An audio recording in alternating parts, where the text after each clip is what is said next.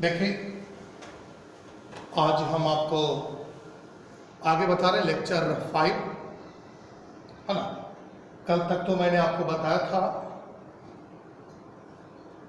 बांस पदार्थ के लिए राउल्ट का नियम, यानी Raoult's law for vapour pressure.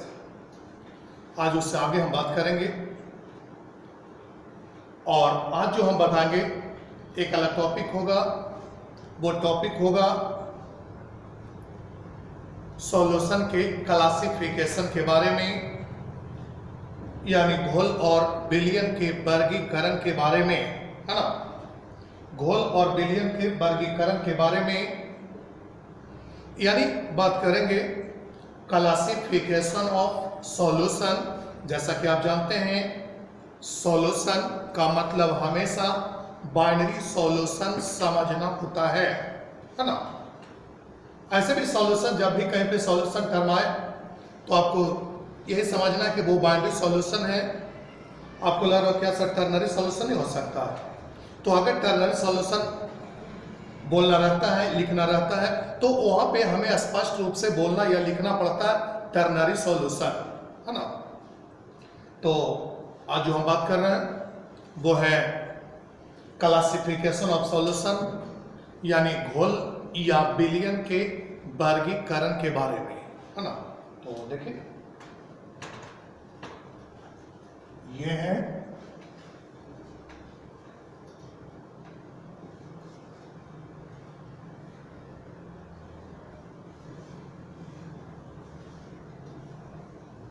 Lecture 5, topic है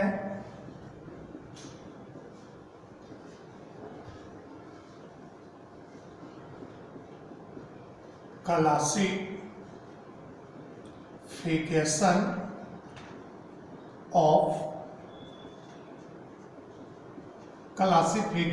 of solution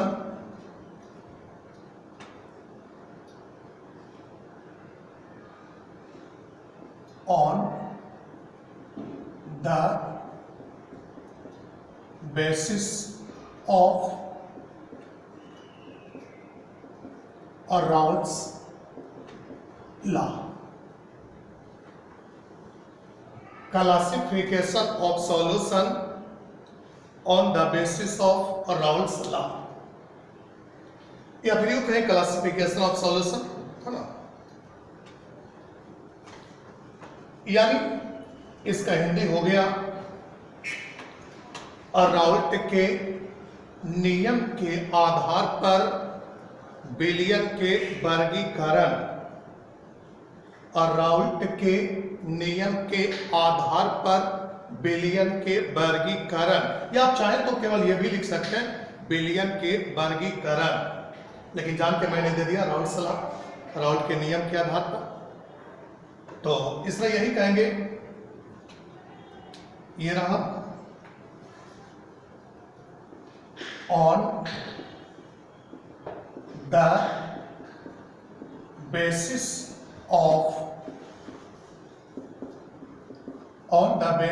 of Raoult's law solution,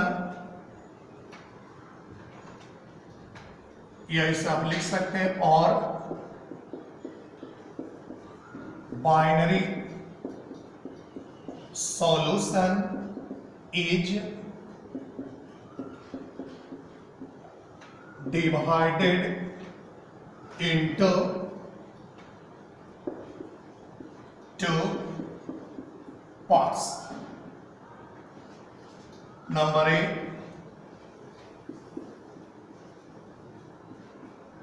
ideal solution. Number B, non ideal solution, या इसी को कहते हैं आप रियल सॉल्यूशन।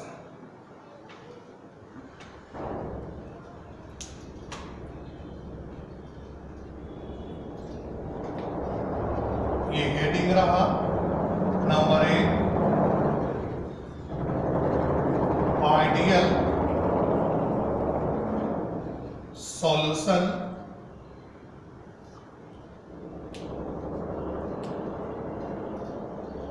इसमें मैं यूं कर रहा हूं,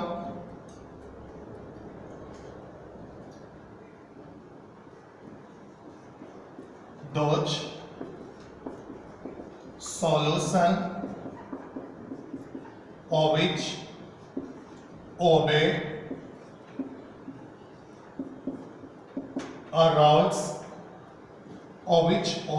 Raoult's law at all concentration and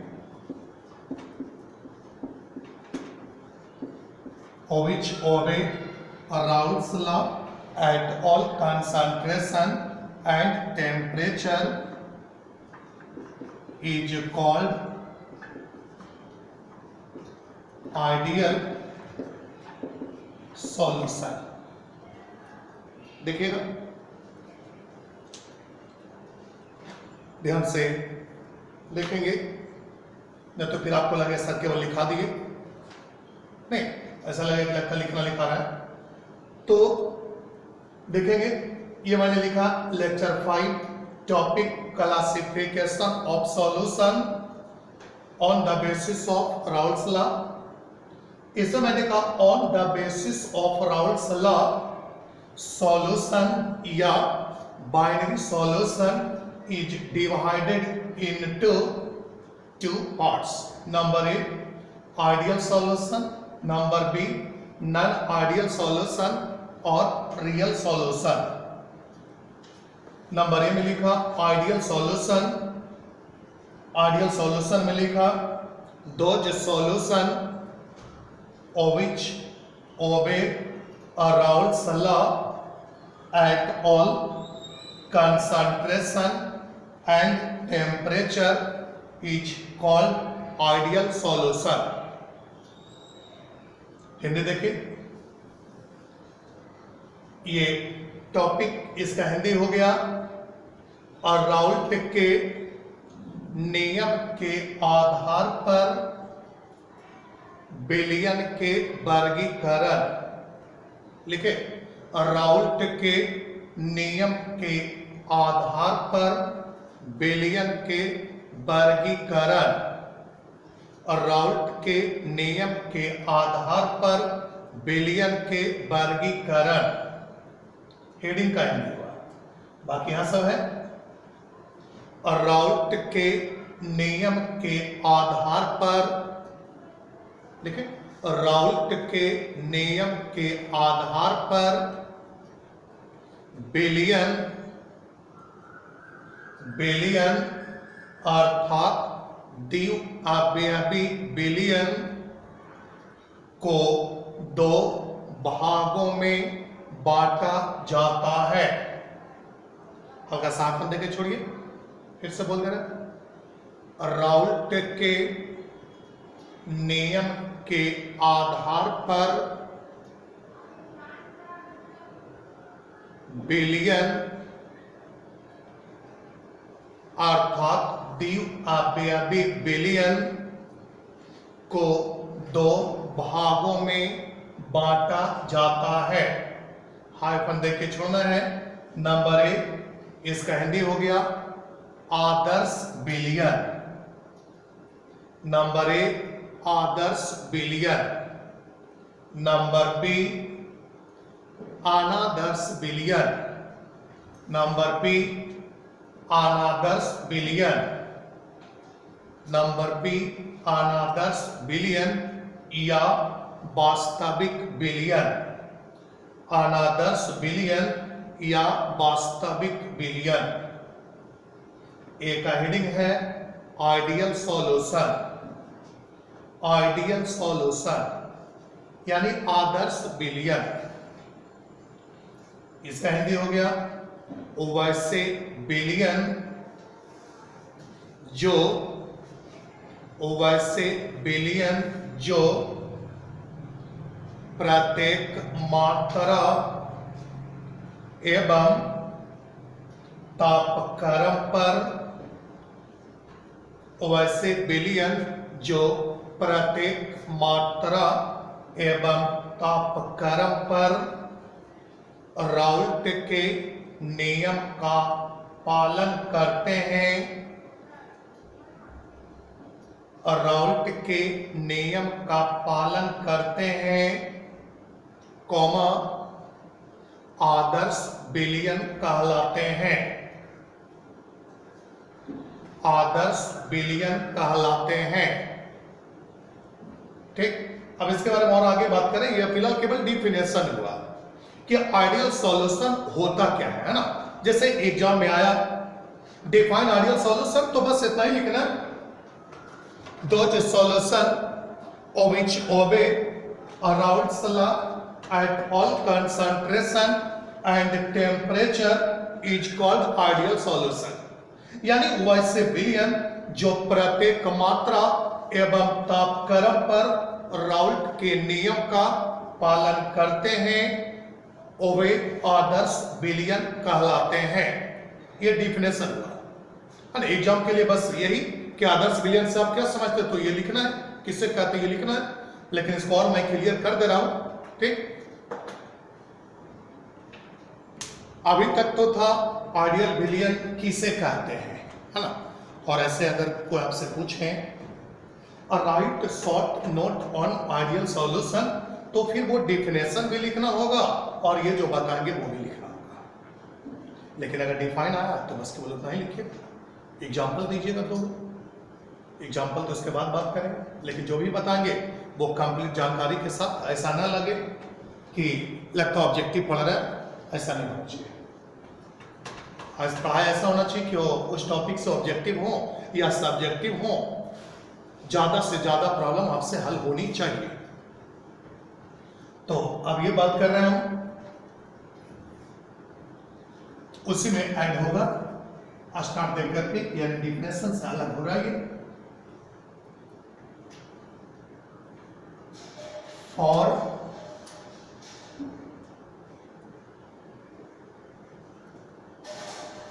being ideal solution molecular shape, for being ideal solution molecular shape, comma size, for being ideal solution molecular shape, comma size and character of both component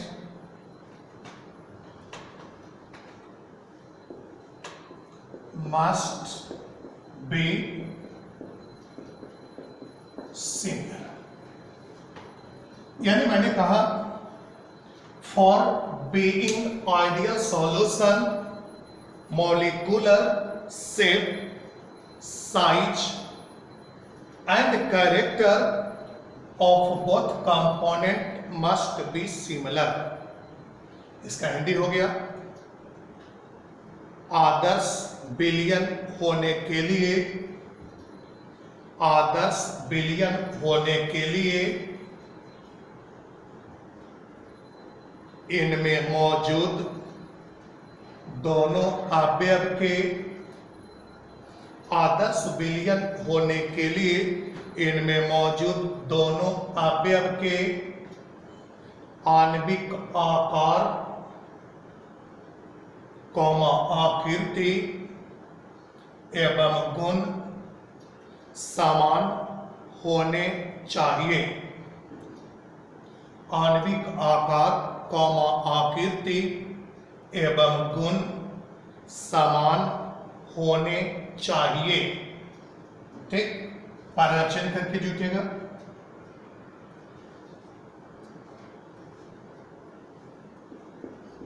in addition of this for being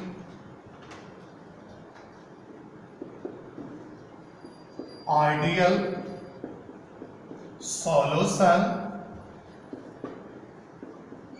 force of interaction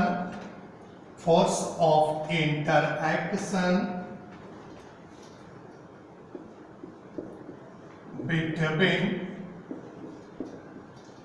both component, force of interaction between both component should be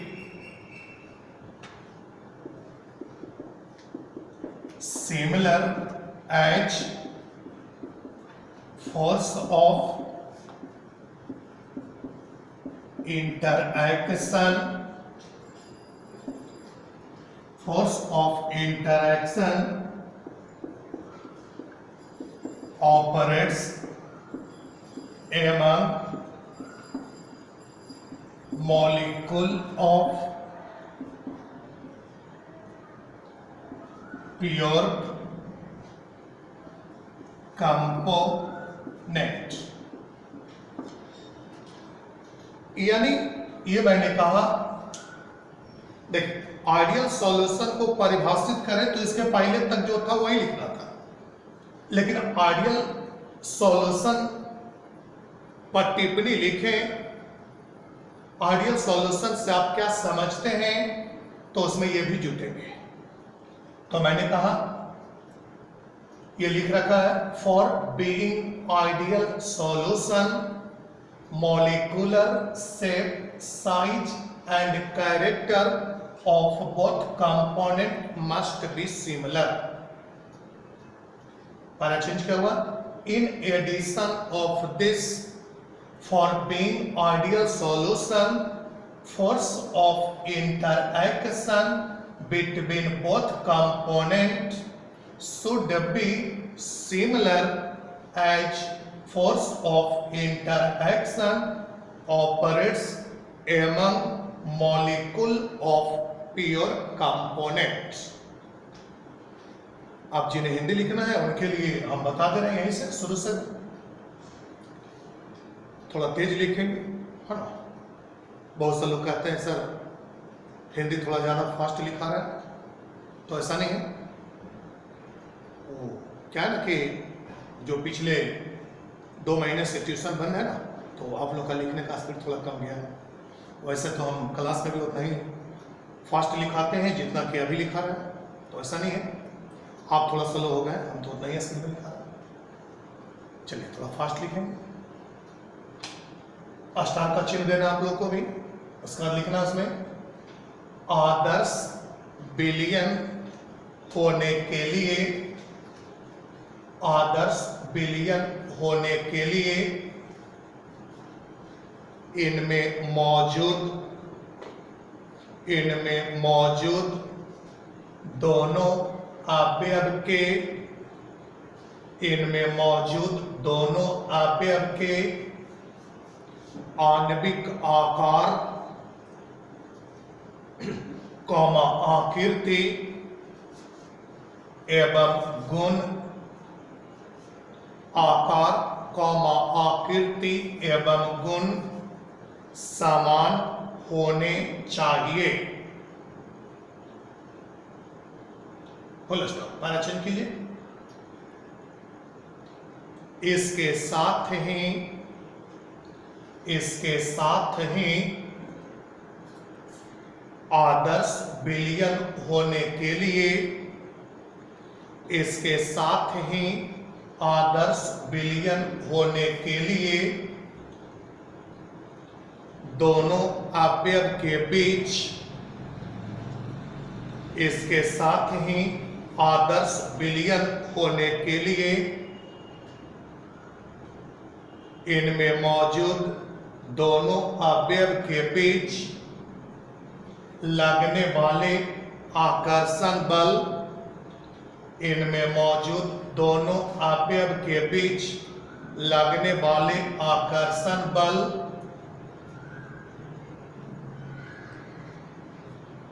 शुद्ध अवयव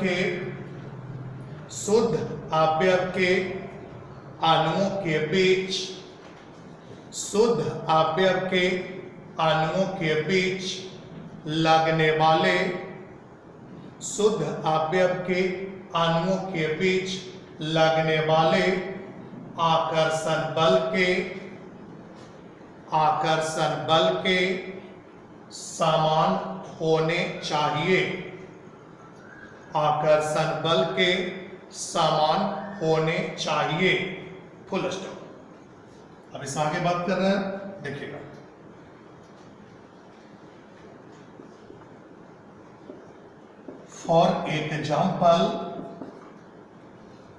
for example AB type of binary, for example AB type of binary solution in which interaction between AB becomes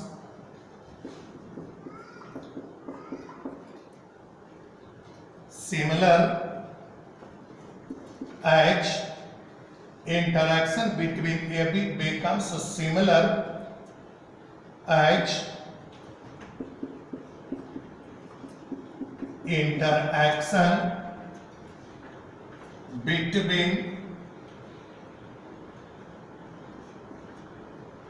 pure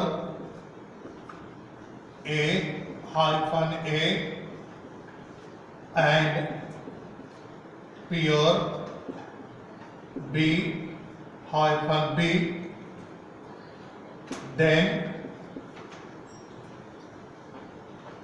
then such type of solution becomes always ideal। यानी ये लिखा मैंने, for example AB type of binary solution in which interaction between AB becomes similar as interaction between pure A-A and pure B-B, then such type of solution becomes always ideal। इसका हिंदी हो गया, उदाहरण के तौर पर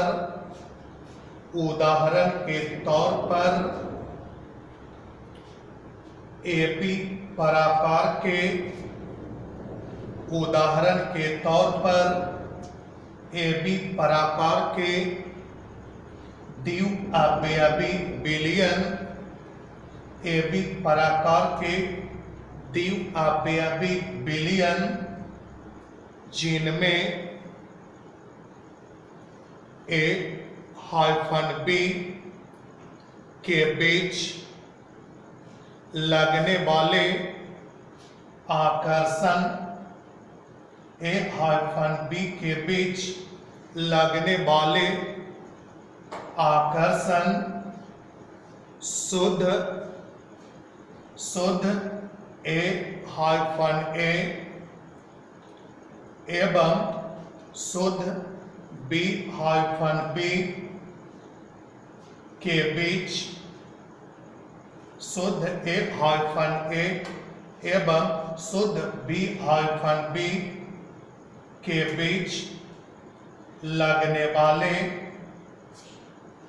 बीच लगने वाले आकर्षण बल के के बीच लगने वाले आकर्षण बल के समान होते हैं, लगने वाले आकर्षण बल के समान होते हैं, तो ऐसे विलयन हमेशा आदर्श विलयन होते हैं। तो ऐसे विलयन हमेशा आदर्श विलयन होते हैं। देखिए इसमें ये करा कि जो आइडियल सॉल्यूशन होता है, चूंकि आप परिभाषा में पढ़े हैं कि प्रत्येक मात्रा एवं तापक्रम पर राउल्ट का सपोर्ट करते हैं। अरे मैंने यही ना बताया कि वैसे विलयन जो हर एक स्थिति में राउल्ट का गुणगान करते हैं, यानी यूं समझें जो राउल्ट का भक्त है वह आइडियल सॉल्यूशन है ना। तो इसमें अब ये रहेगा, कहेंगे सच solution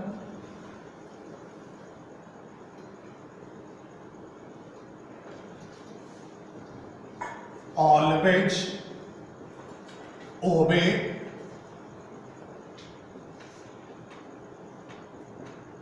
Raoult's law. Such solution always obey Raoult's law, that is for such solution PA बराबर P degree A into x a and PB बराबर P degree B into x B and total vapour pressure of solution P बराबर PA plus PB बराबर P degree A into x A plus P degree B into x b. यानी मैंने कहा कि such solution always obey Raoult's law, that is for such solution PA बराबर P degree A into x A, PB बराबर P degree B into x B and total vapour pressure of solution P बराबर PA plus PB अब बराबर P degree A into x A plus P degree B into x B. वो तो मैंने कल बताया था, PA पार्शियल वेपर प्रेशर है कंपोनेंट A का, P degree A component A का प्योर स्टेट में वेपर प्रेशर है, एक्स ए और एक्स बी कंपोनेंट ए और बी के मोल प्रभाज है ना। यानी कहने का मतलब ये हुआ कि आइडियल सॉल्यूशन में मौजूद प्रत्येक अवयव राउल्ट का सपोर्ट करते हैं, है ना। ठीक, तो राउल्ट का सपोर्ट करेंगे तो आप जानते ही हैं राउल्ट के नियम के अनुसार हर एक अवयव का आंशिक वाष्प दाब अपने शुद्ध अवस्था के वाष्प दाब और अपने मोल प्रभाज के गुणनफल के बराबर होता है। ठीक, वही ये दोनों लिखा था, जो हिंदी लिखेंगे वो लिखेंगे। ऐसे विलयन हमेशा राउल्ट के नियम का पालन करते हैं। ऐसे विलयन हमेशा राउल्ट के नियम का पालन करते हैं। फुल स्टॉप, पाराक्षरी करके अर्थात ऐसे विलयन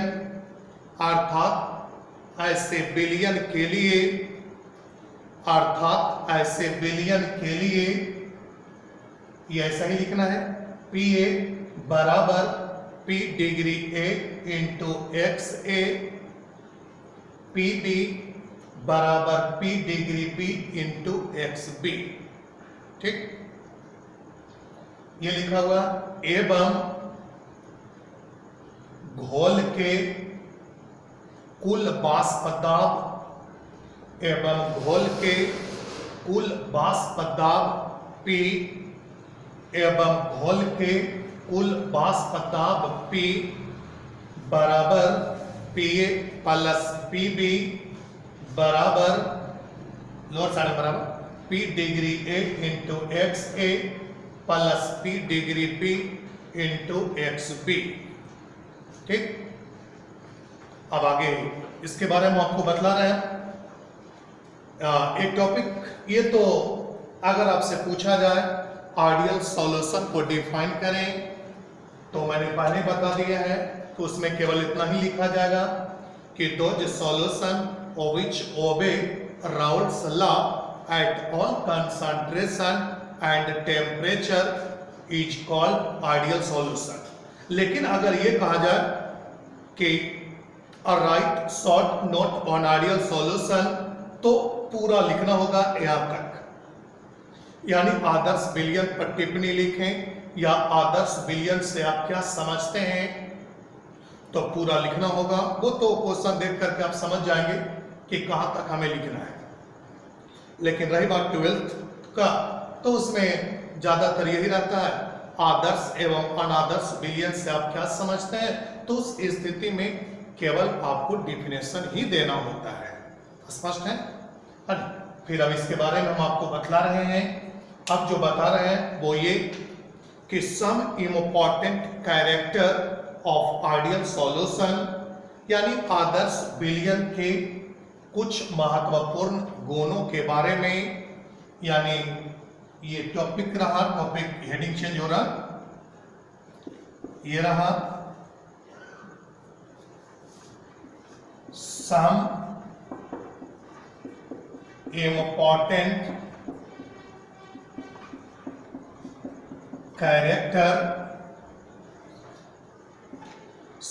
important characters of ideal solution, some important characters of ideal solution। Hindi हो गया आदर्श विलयन के कुछ महत्वपूर्ण विशेषताएं। आदर्श विलयन के कुछ महत्वपूर्ण विशेषताएं या कुछ महत्वपूर्ण गुण, यानी आपसे अगला सीनियर ऐसे पूछेंगे कि आइडियल सॉल्यूशन का आप 5 गो कैरेक्टर बताइए तो, है ना? तो मैंने जो बताया उससे भी आप लिख सकते थे, लेकिन फिर भी हम यहाँ पे बता रहे हैं ताकि आप कंफर्टेबल रह सकें। इनकी को पूछ दिए कि आइडियल सॉल्यूशन का 5 गो कैरेक्टर बताइए तो आप ही कहेंगे कि पढ़े के रहता है 12th में, तो ऐसा नहीं है। जब आप आइडियल सॉल्यूशन पढ़ रहे हैं तो उनके उसके बारे में आपको कंप्लीट जानकारी होनी चाहिए। और रही बात एग्जाम की तो जैसे पूछेगा वैसे आप लिखिएगा। देखते हैं जब पूरा जानकारी देते हैं तब बहुत सारे लोगों को कहना रहता कि सर इतना इतना लिखा दिए। अरे इतना इतना लिखा दिए तो जो एग्जाम के लिए वो तो मैंने आपको बराबर बताता हूँ कि कहाँ से कहाँ तक एग्जाम में लिखना है। लेकिन बात यह है कि केवल उतना ही बता दें, केवल डिफिनेशन कर दें तो फिर आप ही लोग में से बहुत से लोग पूछेंगे कि सर आइडियल सॉल्यूशन बस इतना ही लिख देना, खाली डिफिनेशन। हम कैसे पहचानेंगे कि दिए गए ऑप्शन में कौन से सॉल्यूशन आइडियल है, कौन आइडियल नहीं है ना? तो जब आपको उसके बारे में कंप्लीट जानकारी रहेगी तो आप किसी भी प्रकार के ऑप्शन से पहचान पाएंगे कि दिए गए जो विलयन है वो आइडियल है या आइडियल नहीं है। ठीक है, अब आगे बढ़ रहे हैं, यानी कुछ महत्वपूर्ण गुणों के बारे में। तो मैं यूं कर रहा हूं, नंबर 1 इट ओबे, इट मतलब ideal solution, it obey Raoult's law at all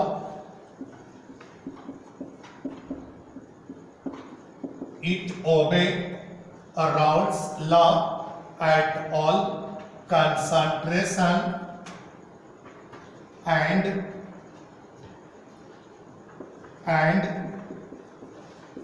temperature. It obeys Raoult's law at all concentration and temperature. अभी ना परिभाषा में ये लिखा था होगा, तो आपको लगा कि सर इंपॉर्टेंट कैरेक्टर काहे के लिखा है, तो बस यानी कंफर्टेबल आप हो जाएंगे, आसानी से जवाब दे पाएंगे अगले सीनियर द्वारा पूछे गए प्रश्नों का आसानी से जवाब दे पाएंगे। तो ये मैंने लिखा है, इट ओबे अराउंड सलाह eight all concentration and temperature. इसका हिंदी हो गया, यह मतलब आदर्श विलयन,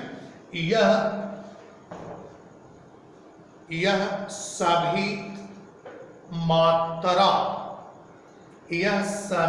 मात्रा अर्थात सांद्रता एवं तापक्रम पर राउल्ट के नियम का पालन करते हैं। यह प्रत्येक मात्रा एवं तापक्रम पर राउल्ट के नियम का पालन करते हैं। ठीक, नंबर 2 रहा,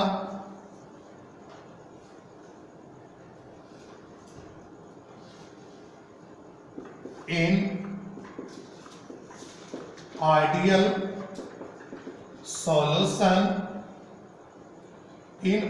solution molecular shape, size.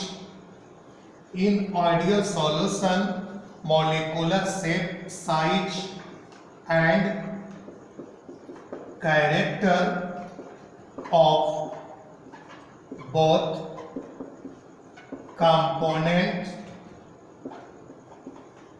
becomes similar. कोई डिफिनेशन वाला ही है सब, है ना। In ideal solution molecular shape, size and character of both component becomes similar. तो लेट्स टॉक, इसका हिंदी हो गया, आदर्श विलयन में मौजूद दोनों अवयव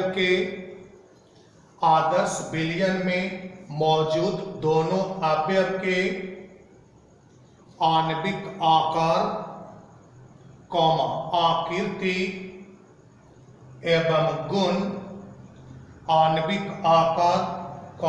आकृति एवं गुण, समान होते हैं। आणविक आकार, आकृति एवं गुण समान होते हैं।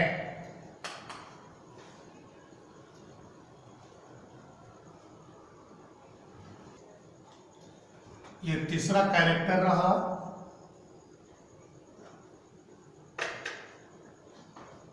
यानी तीसरा कैरेक्टर में ये बोल रहा है कि आदर्श विलयन में मौजूद दोनों अवयव के बीच लगने वाले आकर्षण बल शुद्ध अवयव के अणुओं के बीच लगने वाले आकर्षण बल के समान होते हैं।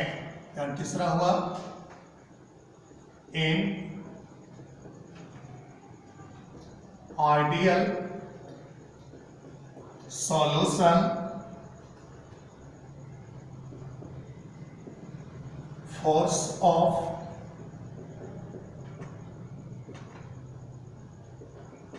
interaction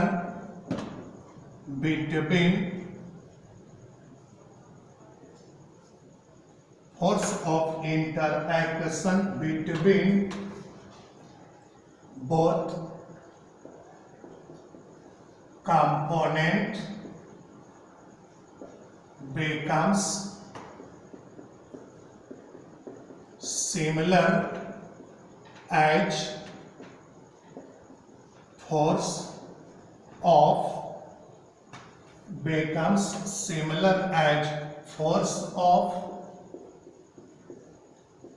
interaction operates among molecule of pure component. In ideal solution, force of interaction between both components becomes similar as force of interaction operates among molecule of pure component. Hindi हो गया,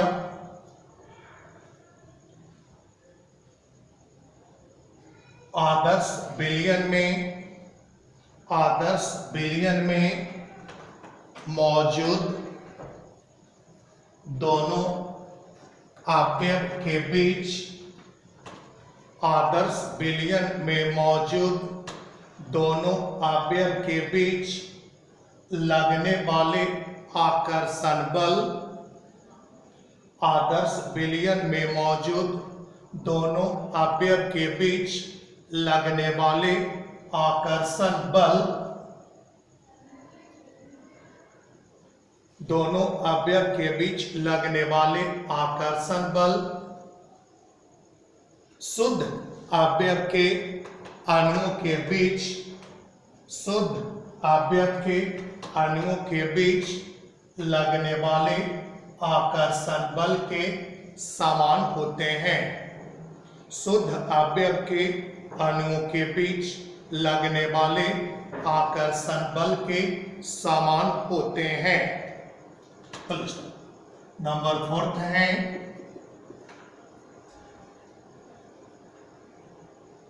यानी अगला कैरेक्टर है कि फॉर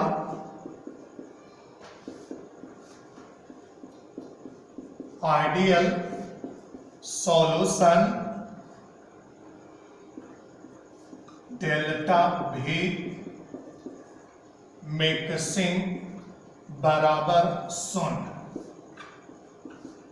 बिकॉज भी solid यानी volume solid plus volume solvent बराबर volume solution. यानी मैंने ये कहा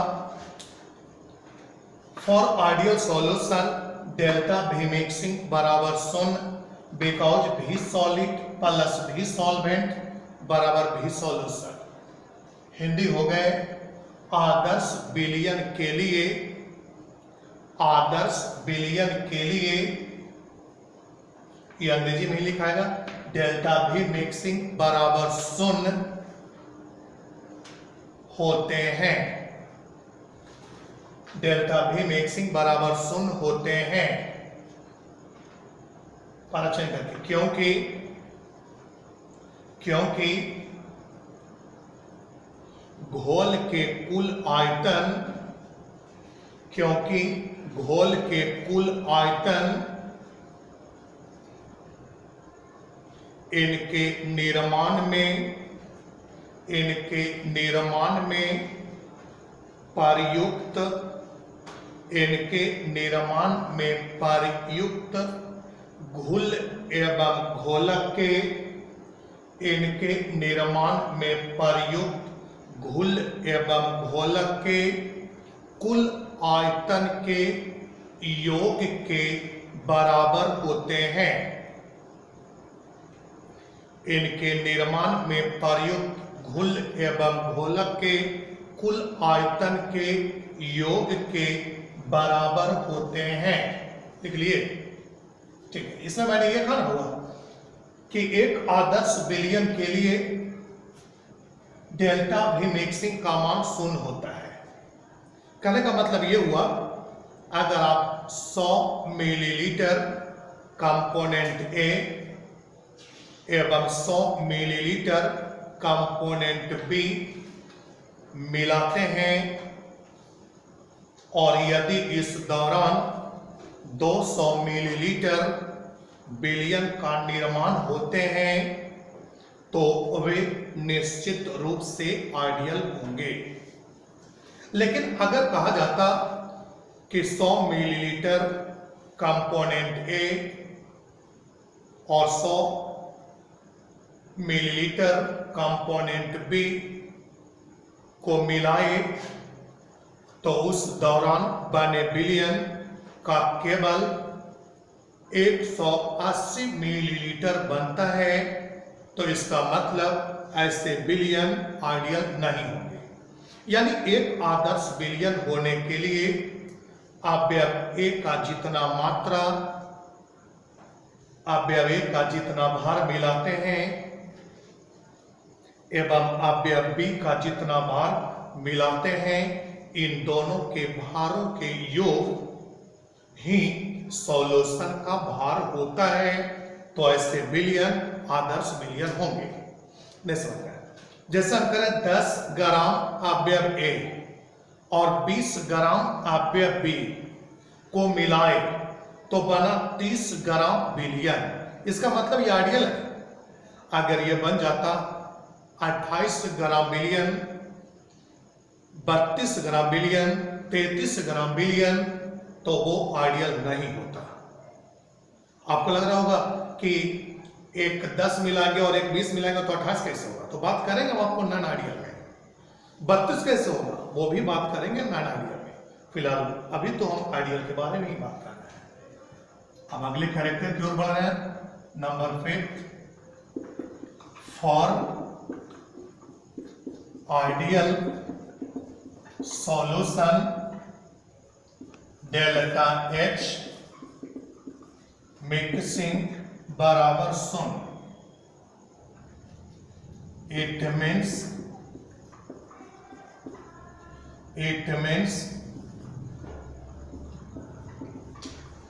during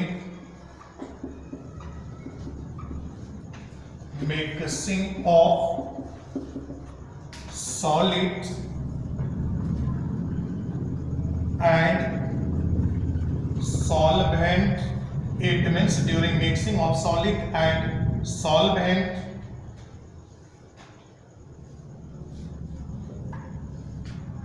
not heat absorbed or evolved। यानी मैंने ये कहा for ideal solution delta H mixing बराबर 0। It means during mixing of solid and solvent not heat absorbed और इवॉल्व्ड। हिंदी हो गया, आदर्श विलयन के लिए ये ऐसे ही लिखे जाएंगे डेल्टा एच मिक्सिंग बराबर 0। ऐसे डेल्टा एच को आप जानते हैं इंथाल्पी चेंज कहते हैं, है ना। Enthalpy, energy change at constant volume is called enthalpy. तो आदर्श विलयन के लिए डेल्टा एच मिक्सिंग बराबर 0 होते हैं। परीक्षण के लिखेंगे, इनका अर्थ हुआ कि घुल एवं घोलक के मिलने के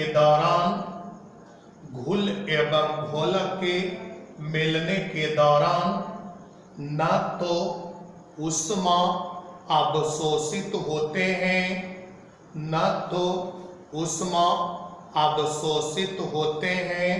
और न ही ऊष्मा मुक्त होते हैं, न ही ऊष्मा अवशोषित होते हैं और न ही ऊष्मा मुक्त होते हैं। नंबर 6, पॉइंट नंबर 6 की बात कर रहे हैं, ध्यान सुनेंगे। 6 में ये कह रहा है कि फॉर बीइंग आइडियल सॉल्यूशन, यानी एक आदर्श विलयन होने के लिए घुल एवं घोलक के बीच कोई रासायनिक प्रतिक्रिया नहीं होनी चाहिए। अगर प्रतिक्रिया हुआ तब वो आइडियल नहीं होगा। जैसा आप कहते हैं ना कि एक आइडियल स्टूडेंट का मतलब है कि क्लास में वो किसी से उलझेगा नहीं, उलझता नहीं हो। अगर 2 स्टूडेंट आपस में उलझ रहे, इसका मतलब वो आइडियल नहीं है। आइडियल का मतलब है उनके बीच किसी प्रकार की कोई टेंशन, कोई झगड़ा या क्लास में पढ़ने के दौरान है ना गपशप नहीं होनी चाहिए। तो वही बात करें सॉल्यूशन में भी वही लग रहा है। ऐसे में तो आप पढ़े ही थे क्लास में सॉल्यूशन ओबे जनरल रूल्स। क्या फिलहाल यूं बात कर रहे हैं कि 1 बिलियन होने के लिए उनमें मौजूद घुल एवं घोलक के बीच कोई रासायनिक प्रतिक्रिया नहीं होना चाहिए। अगर रासायनिक प्रतिक्रिया हुआ तो आप खुद ही समझ रहे होंगे वो तो नॉन आइडियल होंगे, है ना। तो अगला पॉइंट ये रहा, for being ideal solution no any chemical, for being ideal solution no any chemical reaction should happens among solid, no any chemical reaction should happens among solid and solvent.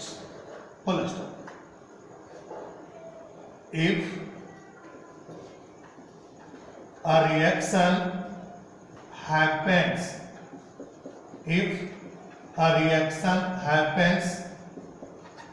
then such solution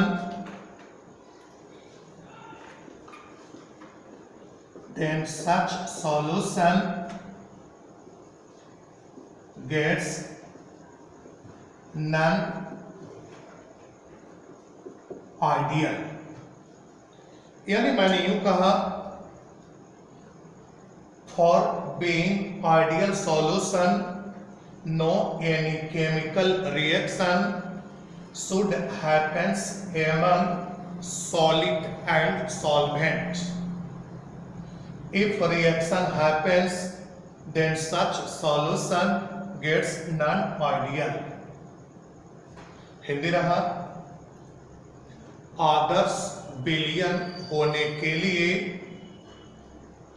घुल एवं घोलक के बीच, आदर्श विलयन होने के लिए घुल एवं घोलक के बीच कोई रासायनिक प्रतिक्रिया नहीं होने चाहिए। Full stop. यदि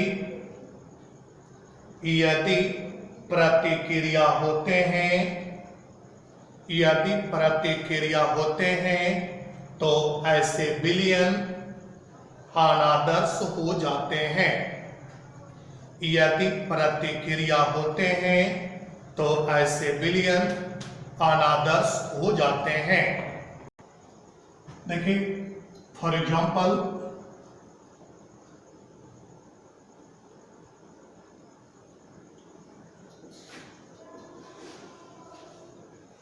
या फिर खाली एग्जाम्पल लिख सकते हैं। यह है सॉलिड और यह है सॉल्वेंट और यह है सॉल्यूशन। जैसे नंबर 1 पे लिखा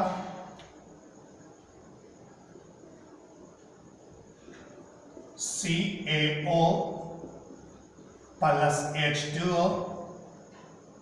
अगर ये प्रतिक्रिया करके बनाया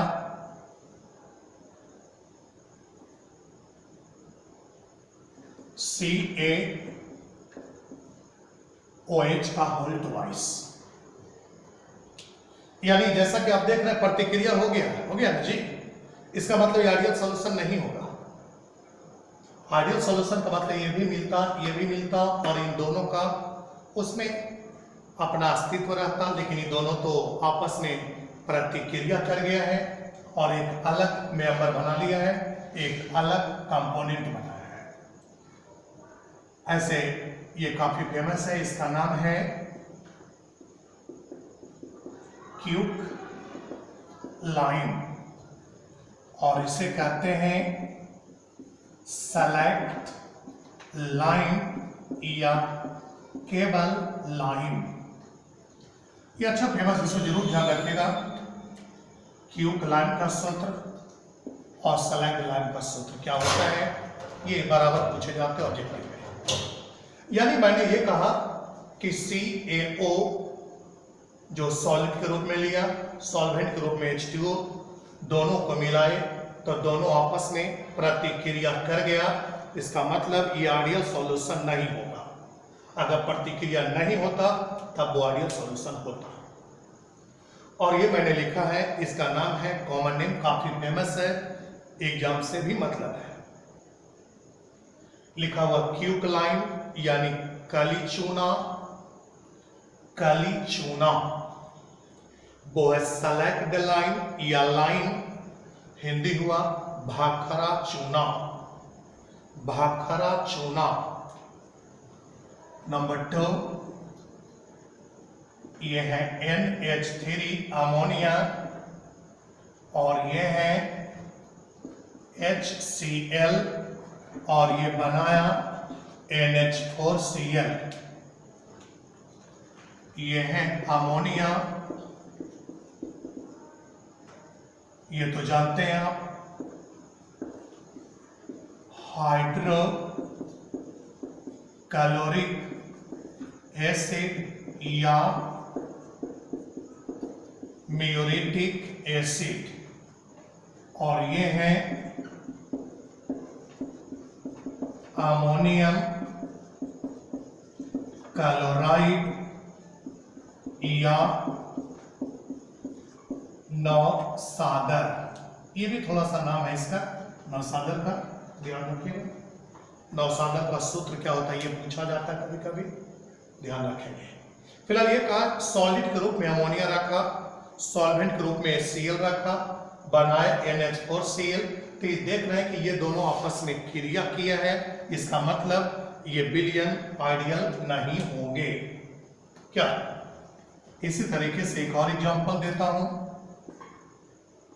CO2 प्लस H2O बनाया H2CO3।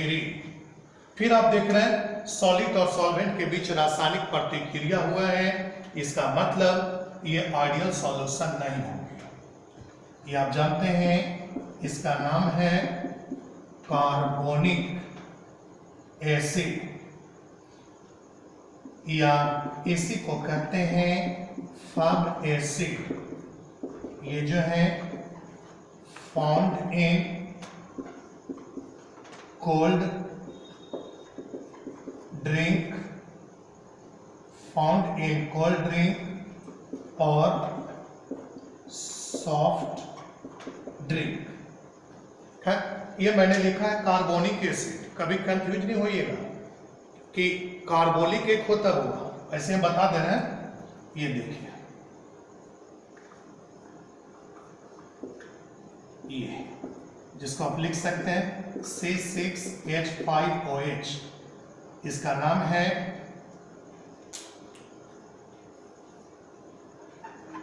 Carbolic acid. ये ऐसे ही बता दिया अलग से, ये यहां पर जरूरत नहीं था कि बता दिया, ये ऐसे ही अलग से बता दिए, ये आउट है।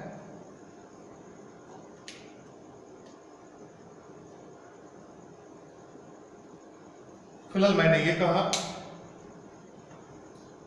कि एक आदर्श विलयन होने के लिए सॉलिड और सॉल्वेंट के बीच कोई रासायनिक प्रतिक्रिया नहीं होने चाहिए।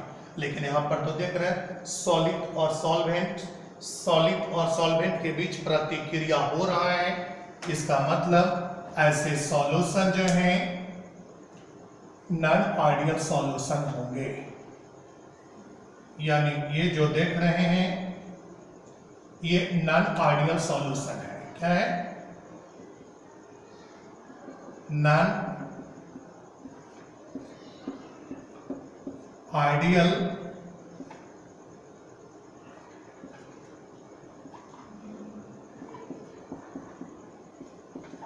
नॉन आइडियल सॉल्यूशन है ये सब नॉन आइडियल सॉल्यूशन है क्योंकि सॉलिड और सॉल्वेंट के बीच रासायनिक प्रतिक्रिया हुए हैं। जबकि मैंने आपको स्पष्ट कर रखा है एक आदर्श विलयन होने के लिए सॉलिड और सॉल्वेंट के बीच कोई रासायनिक प्रतिक्रिया नहीं होनी चाहिए। आपको लग रहा होगा कि इतना इतना कैरेक्टर लिखा है सर, तो हम ये नहीं करें कि पूरा आप याद ही रखें, कोई 2 कैरेक्टर 3 कैरेक्टर याद रखें, है ना। और अगर पूरा याद रखते हैं तो आपके लिए और बेटर है ना, और अच्छा है ना। 1-2 कैरेक्टर और बता देते हैं, है ना। ठीक, देखिए इसके बाद बताएंगे 2 कैरेक्टर और। नंबर हो सकता है ध्यान नहीं उतना, लेकिन लगता है 7 ही होगा। तो सेकेंड लास्ट कैरेक्टर है, ध्यान से देखिएगा। ये कह रहा है कि एक आदर्श विलयन होने के लिए उनमें मौजूद सॉलिड का टूटना नहीं चाहिए। अगर टूट गया तब वो नॉन आइडियल सॉल्यूशन होगा। तो 7th नंबर में यही कह रहे हैं आपको, for being ideal solution present solid for being ideal solution present solid in it should not be dissociate. Should not be dissociate. Full stop है। If it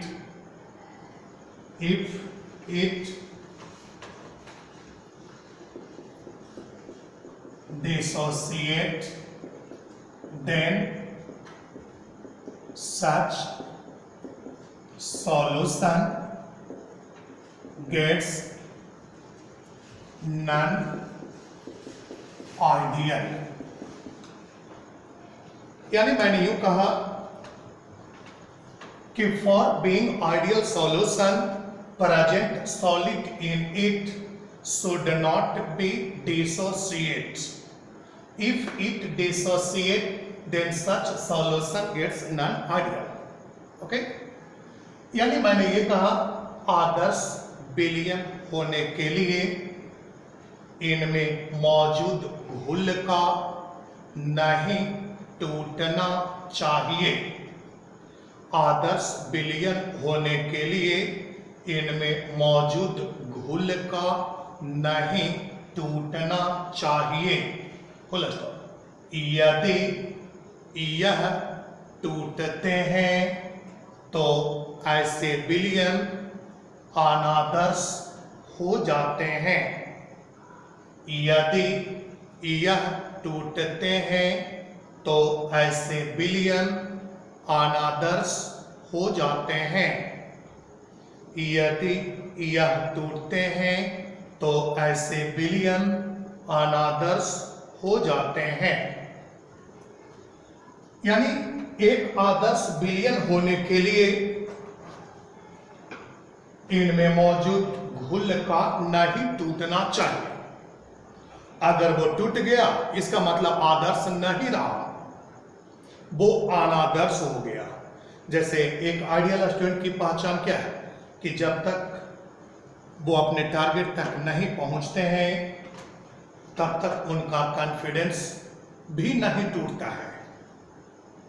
अगर बीच में उनका कॉन्फिडेंस टूटा इसका मतलब वो आइडियल स्टूडेंट नहीं है। तो एग्जाम्पल्स हम आपको स्पष्ट कर दे रहे हैं। ये है एग्जाम्पल, देखिएगा। उदाहरण के तौर पर ये है नंबर 1 HCl और ये है इन aqueous सॉल्यूशन, यानी जलीय विलयन में टूट गया, H के ऊपर प्लस और Cl के ऊपर माइनस। इसका मतलब ये आदर्श विलयन नहीं होंगे। जैसे अगर ये रहे, मतलब H2SO4 इन aqueous सॉल्यूशन, तो देखिए दो अणु H के ऊपर प्लस जोड़ SO4 पर डबल माइनस, सब पढ़े 11th में तोड़ने के लिए। इसी प्रकार से नंबर 3, अगर ये है H2CO3 या HNO3 aqueous solution H plus NO3 minus, तो जैसा कि आप देख रहे हैं कि ये सब तो टूट रहा है ना, ये सब जो सॉलिड है जलीय विलयन में टूट रहे हैं। इसका मतलब है ये नॉन आइडियल सॉल्यूशन होंगे, है ना। यानी एक आदर्श विलयन होने के लिए उनमें मौजूद सॉलिड का टूटना नहीं चाहिए, और यदि वो टूट गए तो इसका मतलब होगा ऐसे विलयन आदर्श नहीं बल्कि अनादर्श होंगे। एक और कैरेक्टर बता रहे हैं, लास्ट कैरेक्टर यानी नंबर 8। बहुत से लोगों को लग रहा होगा कि 8 कैरेक्टर लिखा दिए सर, तो आप 2 ही याद रखें ना, लेकिन जिनके पास उतना एबिलिटी है वो 8 ध्यान रखें तो क्या प्रॉब्लम है। कभी ऑब्जेक्टिव वगैरह या कभी कोई कंसेप्ट में पूछे तो आप हर एक टॉपिक यानी उनके द्वारा पूछे गए हर एक क्वेश्चन का कंफर्टेबल रूप से जवाब दे पाएंगे। तो नंबर 8 लास्ट कैरेक्टर है, ज्यादा कैरेक्टर नहीं देंगे। For being ideal solution present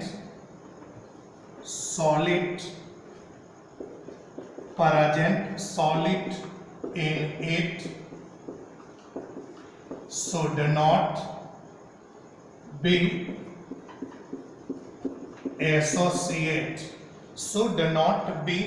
associate full stop है। if it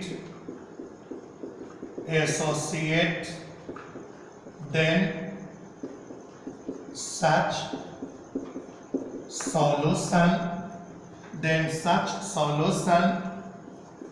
gets non-ideal।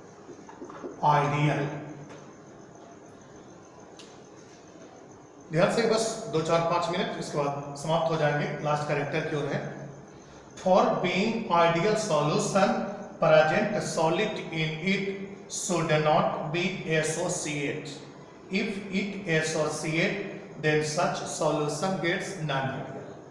यानी हिंदी रह गया, आदर्श विलयन होने के लिए इनमें मौजूद घुल का जुटना नहीं चाहिए। आदर्श विलयन होने के लिए इनमें मौजूद घुल का जुड़ना नहीं चाहिए। यदि यह जुड़ते हैं, लिखे, यदि यह जुड़ते हैं तो ऐसे विलयन अनादर्श हो जाते हैं। यदि यह जुड़ते हैं तो ऐसे विलयन अनादर्श हो जाते हैं। थोड़ा लॉन्ग जा रहा है इसलिए आइडिया पूरा करके ही छोड़ेंगे। हालांकि इसके बाद ग्राफ बच जाएगा, एग्जाम्पल बच जाएगा, लेकिन बहुत से लोगों को और लग रहा हो कि इतना लॉन्ग सर, है ना। तो फिलहाल कैरेक्टर तक ही हम स्टॉप कर रहे हैं। बाकी अपना अपना मेमोरी है, जिनको और लग रहा है वो 2 ही याद रखेंगे, जिनको याद रख सकते हैं यानी समझ सकते हैं वो 8 याद रखेंगे, है ना। बाकी इसका एग्जाम्पल देखिए, हम आपको क्लोज कर रहे हैं। देखिए एग्जाम्पल देते हैं। बहुत से लोगों को लग रहा होगा कि 1.5 घंटा का वीडियो सर, हाँ इतना तो देखते देखते हाँ एकदम औंधी आ रहा है। तो आइडिया हमको लगा कि भाई कैरेक्टर ऐसे स्टॉप करते तो 2 ही कैरेक्टर पर हम स्टॉप कर देते, लेकिन हमें लगा कि जब बता ही रहे हैं तो कहने 2-4 कैरेक्टर और बता दिया जाए, तो इसलिए एक और लास्ट कैरेक्टर का एग्जाम्पल हम आपको दे रहे हैं। ये देखिएगा, बस लास्ट ही है।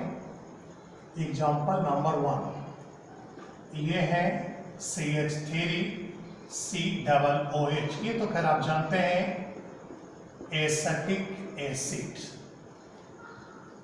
और यहां पे लिखा मैंने benzene solvent.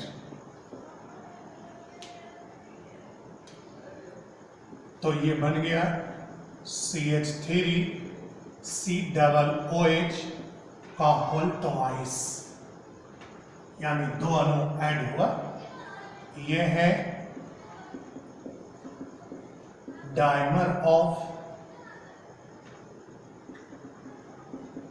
Acetic acid, dimer of acetic acid.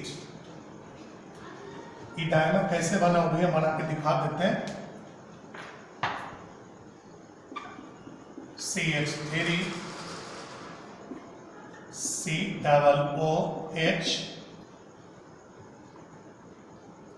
और ये है COOHCH3।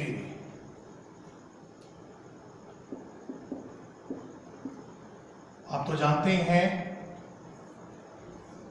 एक अणु का H तो दूसरे अणु का फोन फ्लोरीन, ऑक्सीजन या नाइट्रोजन के बीच बने बंधन H बंधन कहे जाते हैं।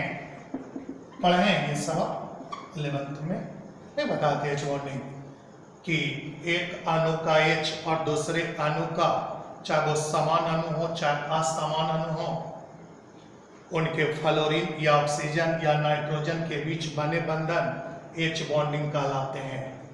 अगर एक ही अणु के अंदर बनता है तो इंट्रामोलिकुलर होता है, और यहाँ तो 2-2 अणु पर योग हुआ है, अतः ये इंटरमोलिकुलर होंगे।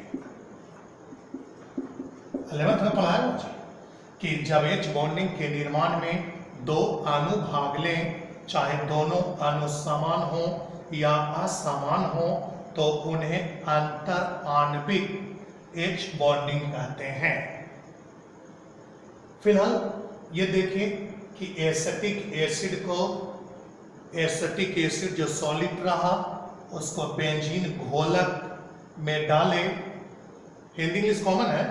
एसिटिक एसिड को बेंजीन घोलक में डाले तो वो डाइमर ऑफ एसिटिक एसिड का निर्माण किया।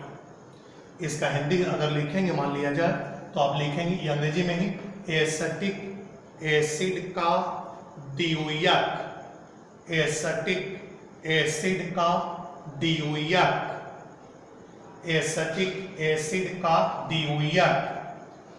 कभी को आपसे पूछेंगे इनऑर्गेनिक वगैरह में या ऑर्गेनिक वगैरह में, ऐसे ऑर्गेनिक में ही पढ़ाया कि why acetic acid form it's dimer. Acetic acid अपने डाइमर का निर्माण क्यों करते हैं।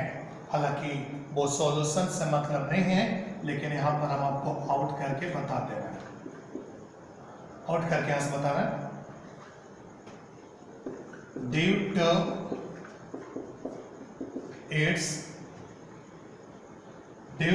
its formation, acetic acid form their dimer। इसका हिंदी हो गया,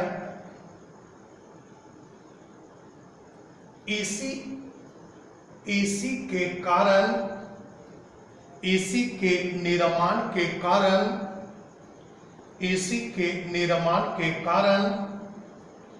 एसिटिक अम्ल अपने डाइमर बनाते हैं। इसी के निर्माण के कारण एसिटिक अम्ल अपने डाइमर बनाते हैं।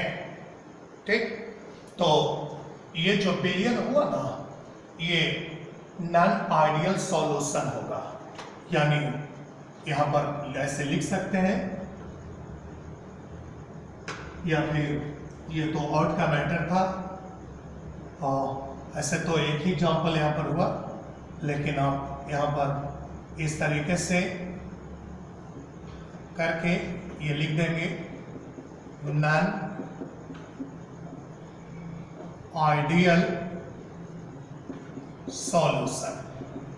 नॉन आइडियल सॉल्यूशन क्योंकि सॉलिड एसिटिक एसिड जो है बेंजीन सॉल्वेंट में जुड़कर, यानी बेंजीन सॉल्वेंट में अपने दो अणु के साथ कंबाइंड होकर अपना डाइमर बनाए हैं, अतः यह नॉन आइडियल सॉल्यूशन होगा। यानी मैंने ये कहा, एक आइडियल सॉल्यूशन होने के लिए यानी इनमें मौजूद घुल और घोलक के बीच कोई रासायनिक प्रतिक्रिया नहीं होनी चाहिए।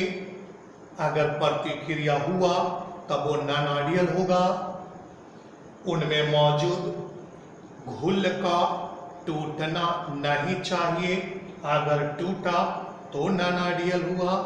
उनमें मौजूद घुल का जुड़ना नहीं चाहिए, यदि जुड़ा तो वो नॉन आइडियल होगा।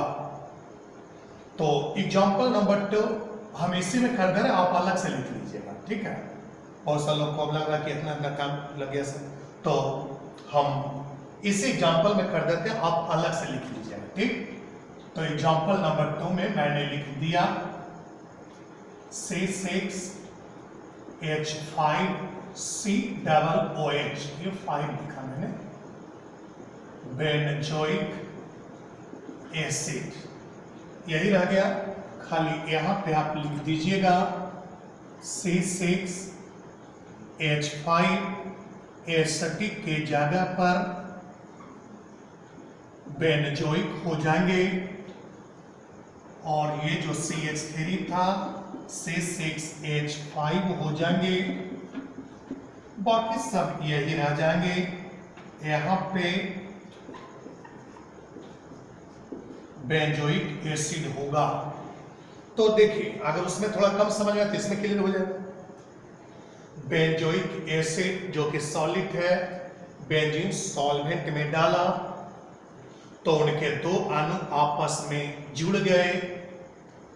क्यों जुड़े वो तो आप देख ही रहे हैं कि उनके बीच H बॉन्डिंग बन गया, फलतः वो आपस में जुट गया, तो वो बन गया डाइमर ऑफ बेंजोइक एसिड, यानी बेंजोइक अम्ल के द्वितीयक, बेंजोइक अम्ल के द्वितीयक।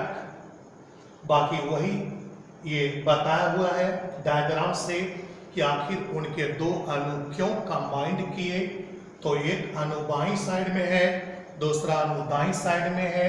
आप देख रहे हैं एक अणु का H तो दूसरे अणु का O, एक अणु का O तो दूसरे अणु का H। और आप जानते हैं एक अणु का H और दूसरे का फ्लोरीन या ऑक्सीजन या नाइट्रोजन के बीच लगने वाले आकर्षण बल के कारण बने बंधन H बॉन्डिंग कहलाते हैं। तो H बॉन्डिंग हो गया, चूंकि दो अणु हैं, है ना, दो अणु देख रहे हैं ना जी, ये देखें दो अणु, तो इंटरमॉलिक्यूलर होंगे, अंतर आणविक होंगे। ठीक, ये तो अलग से लिखा है, सॉल्यूशन के पार्ट ने ऐसे ही बता दिया। ये लिखा इनके निर्माण के कारण ही बेंजोइक एसिड अपने द्वितीयक बनाते हैं। इनके निर्माण के कारण ही बेंजोइक एसिड अपने द्वितीयक बनाते हैं। तो इस तरीके से मैंने आइडियल सॉल्यूशन, उनके डेफिनेशन, उनके यानी एक्सप्लेनेशन, उनके कैरेक्टर को मैंने कवर कर दिया। अब नेक्स्ट क्लास में हम आपको इसका ग्राफ और इसके बहुत सारे उदाहरण कम से कम 10, 15 या 20 एग्जाम्पल तक अगले क्लास में हम आपको बताएंगे। ये आपको लगा होगा कि इतना लिखा है तो इसमें आपको एग्जाम्पल में सुविधा होगी, है ना। और बाकी कंसेप्ट में तो खैर कुछ कहना ही नहीं है, अगर पूरा ध्यान रखते हैं तो एकदम टॉप कंसेप्ट होगा। बस आज के लिए इतना ही।